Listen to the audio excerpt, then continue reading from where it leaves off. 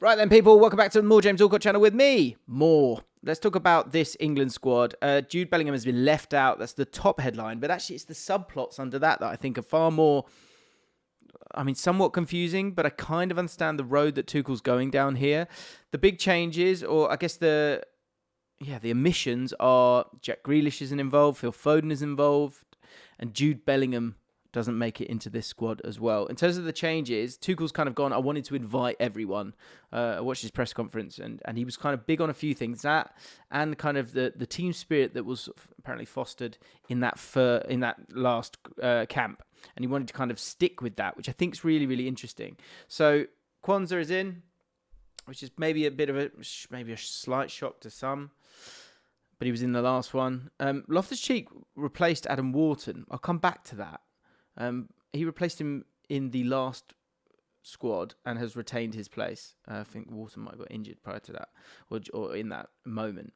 And Saka has come back in. Madueke's got injured, so sadly he's kind of had to make his way out. And Tino Livramento is not there, so you're a bit low on right backs. But you've got Jed Spence, who can play right back or left back, so you've not really got a problem there. Konza, if you had to go and do it, he could do that as well. It'd be interesting to see who he goes for in the Wales game and the Latvia game, because the Latvia game, the thing to remember with the Latvia game, and this is where it kind of leads on to the Jude Bellingham situation, is that with Jude Bellingham not being in this squad, it is quite the comment. And I think it's deliberate. And I think it's down to group dynamics. And I think this could cause a bit of a problem down the road. But right now, I think it's a smart call. I think Jude Bellingham is clearly a very, very high-profile person within the squad. And I love him. I absolutely love him. And you obviously want him in that squad as well. But I think in terms of that group valuing themselves and really kind of understanding like what they're about, like and being important to the team, I think Jude Bellingham does, if he wants to or not, I don't think he means to do it. I think he does take a lot of the spotlight, right? So I think to give this group their moment on their own and to go and, if they beat Latvia, get to the World Cup themselves, that is a moment that this group will have on its own. And that will bond them pretty tightly. And I think it will allow them to have sort of greater status individually amongst this group without the sort of noise of Jude Bellingham. And by the way, this is the JLA Tactics board. So there's so many different great things you can do to take your analysis to the next level. A million different things here, which I can chuck on now. But I've got a whole video on the channel that breaks it down. And we've got a couple of new additions to it in terms of how you can just like pick up the whole squad. How you can pick up the whole squad really easily and move them about. You can switch sides now. It's never been easier. So if you want to get involved, please do. Link is in the description. Also, if you're a coach, we've now got equipment that you can put in as well. All sorts of different kind of equipment and stuff like that. So definitely worth having a look at if you are in the mood for it. So the thing with the group dynamics, though, with Bellingham, so Bellingham, there's two sides of it, right? There's this group being left alone without Jude Bellingham in it. And again, I'm not saying Jude Bellingham's a problem, but I'm saying he's a big, big personality.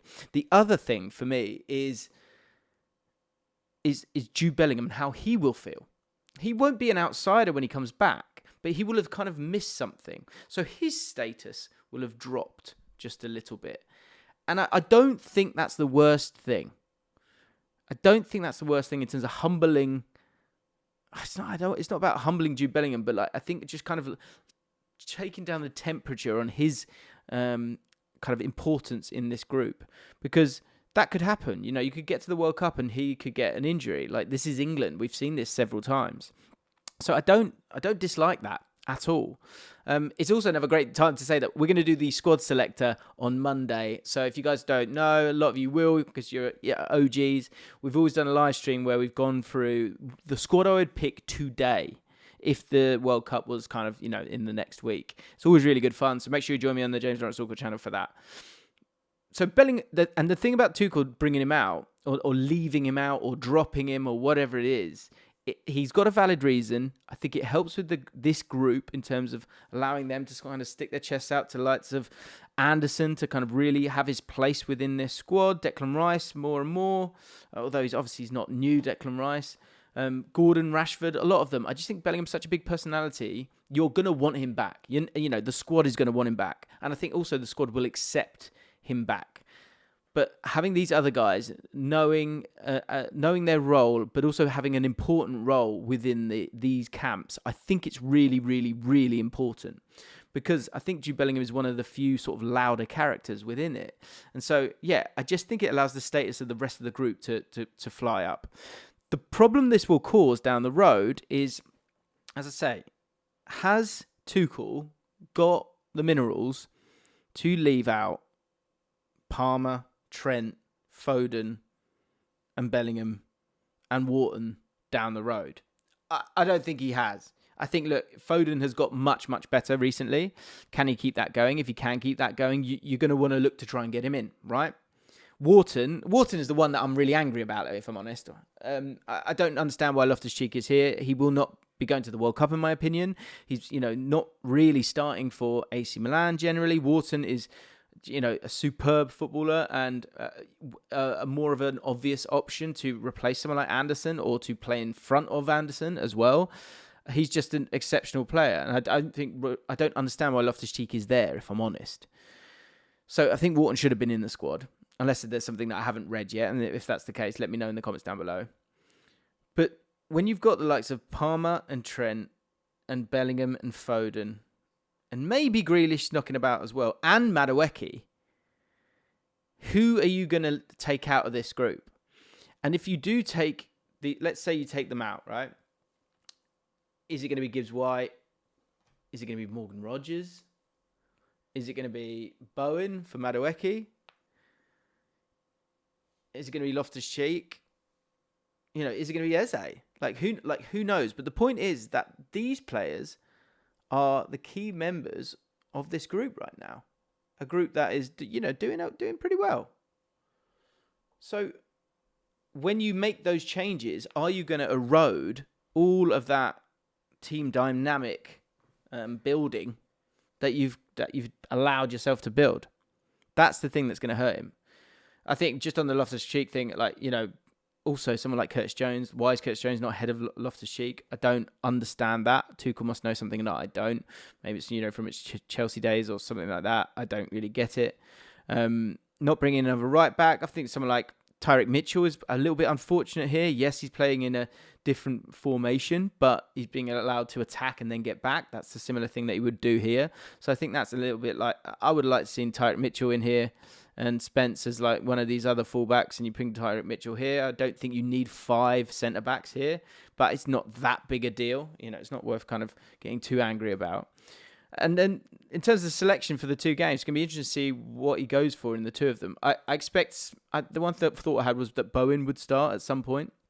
I think Bowen will either start the Wales game or the Latvia game. I think he'll probably start the Wales game and be given an opportunity. So it's a huge, huge set of games for Jarrod Bowen, because I think, he's captain, he's of West Ham, he's dealing with that kind of pressure. This is a real opportunity for him to kind of jump the queue in terms of Madueke, because you might go, Saka and Madueke, are they a little bit too similar? I don't know. They're not that similar, to be honest. But Bowen does bring a different kind of spark. So I think he needs a big performance against Wales or Latvia, depending on which one he starts. And I think he will start one of them for him to sort of give himself a real chance, because there's a really difficult decision on that right-hand side there. And then the same goes for these guys in the middle. I think it's a really, really tricky time for Gibbs White, Eze, Loftus-Cheek and Rogers. Less so Loftus-Cheek. I just don't see him being part of it personally. I'm not trying to hammer him. And maybe I'll be wrong. That's cool. But for these guys, with those other names that we've spoken about, I would expect at least 2 of those in Bellingham and Palmer to be involved, obviously, right?